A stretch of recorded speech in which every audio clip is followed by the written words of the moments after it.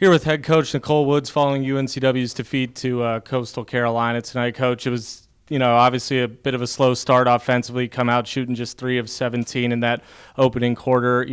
How much did that really impact you the rest of the way in this game? You know, we of course started out slow on the offensive end, but it wasn't our offense that lost us this game. It was our defense. When you average giving up 20 points in a quarter, that's very difficult, especially for a high octane team like Coastal. And so we had some spurts there that we were able to cut it and get right there, kind of within striking distance. But then we gave up extra effort plays, or they got an offensive rebound between two or three of us. Like the little things like that that kind of snowballed to get this thing out of reach for us. But we're tough. We are resilient, and we'll be back. I know the big focus going into this one was limiting their offense from beyond the arc. It seemed like you did that well in that first half. Can you just talk about how your team defended the perimeter at times in this one? Yeah, like you said, I thought for the most part we did a decent job in the first half against a team like Coastal. They wear you down, and you think that you're there, and you're not. You could be here, but you got to elevate to contest on them, and they just start. After you make a couple, the basket starts looking like the ocean, and we just gave them too many easy ones that then allowed some of their better players to really fill it up. And so we'll get some good film from this to be able to learn from it, because we're going to need to be better.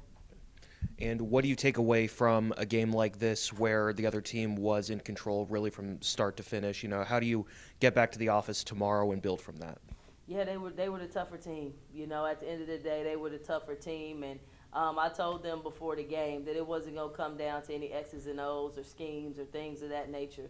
It was going to come down to the toughness plays, and they out-toughed us in a lot of areas. One of the reasons why we struggled in the first quarter is we missed 3 or 4 layups, that were right there. You make those shots, and now it's a 3 or 4 point game at the end of the first quarter, and so we just got to get back to the basics. We will. This group has been great to coach. One thing I always say about them is we never have 2 bad days, in a row. And so we'll rest tomorrow, and we'll get back at it on Friday.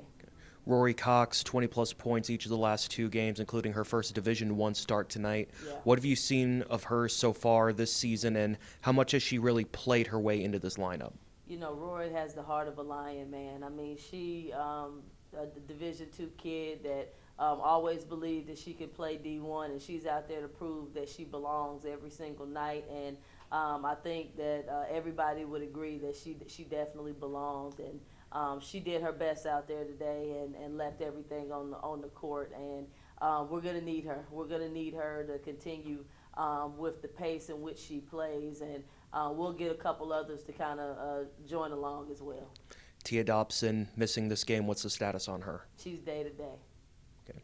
What exactly happened? Was it in the last game? Was it at practice or? Yeah, it's an injury, a knee injury, and so she's day to day right now. Okay. How much did your game plan for this game change without your starting point guard? It didn't change that much. At the end of the day, regardless of who it was, we were going to have to be able to handle their pressure, and the teams that beat them made shots. And that's what we kept talking about. We have to be, we coined the word composure, being composed but poised at the same time. And then when we got our shots, we had to make them, and we didn't. We shot in the first quarter 16, 17% from the field. And so it's a make or miss game, and when you miss like that, it just puts us in a tough spot versus a pressure defense like Coastal. What does Tia add when she is in the lineup? She adds a lot, a steady presence, and everybody just can kind of do their jobs. She's our floor general, and so it's the next man up. It's the next man up, and we'll go from there. Obviously, we're seeing some injuries on the sideline, and including with Tia. Have you seen anybody so far this season, such as a freshman with Isis Storm, stepping up and filling any leadership roles early in the season? I don't really put that on them. I need them to lead themselves first before I have them leading others. And so I think our freshmen have done what we've asked them to do. You know, Ebony Wilson came in and played great minutes defensively for us and gave us a little spark there.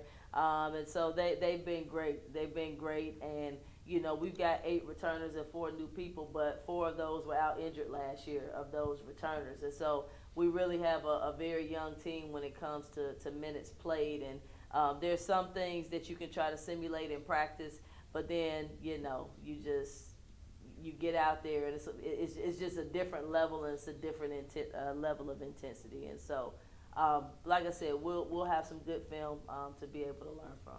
And obviously having that good film with this being an early test, how does this game shape the rest of the season? Obviously, with it being a non-conference, there can be more difficult opponents, but does this mean that having a non-conference opponent can be tougher, stronger, or do you think that this is going to simulate more into more positive outlooks? Well, it's good for us to play Coastal every year just because they're very similar to Charleston, who's, you know, plays this type of defense in our conference. And so we've had a couple of tests early of how we are and what we need to do to be able to improve in those areas. And, you know, hopefully by the time we get to conference play, we'll be a well-oiled machine, you know, ready to go.